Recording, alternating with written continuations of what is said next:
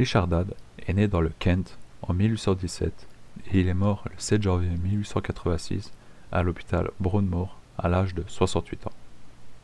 Sa peinture est d'inspiration fantastique et onirique, mettant en scène des personnages merveilleux tels des fées, avec un sens du détail et de la couleur très développé.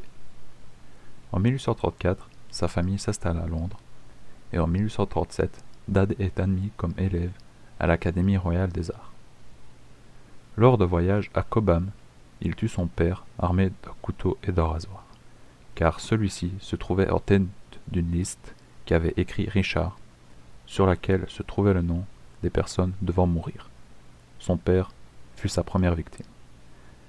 Dad est d'abord détenu dans la section criminelle de l'hôpital psychiatrique de Bethléem, où il restera pendant 20 ans, jusqu'en 1864, où on l'encouragera à peindre.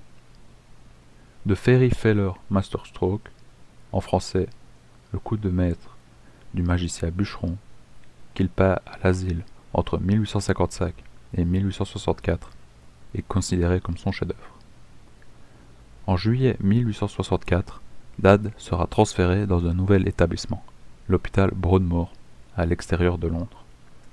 Il y restera jusqu'à sa mort en 1886, toujours occupé à peindre.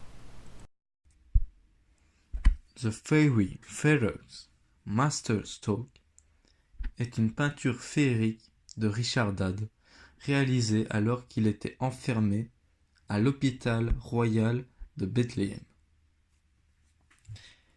Riche en détails, c'est probablement sa meilleure peinture et est considérée comme son chef-d'œuvre.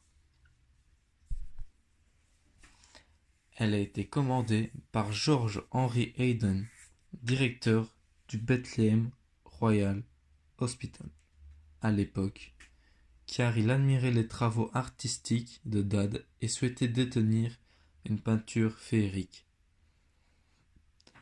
Dad a travaillé sur cette toile pendant 9 ans. Il porta une attention pointue sur chaque détail et va appliquer plusieurs couches de peinture, donnant une impression de 3D.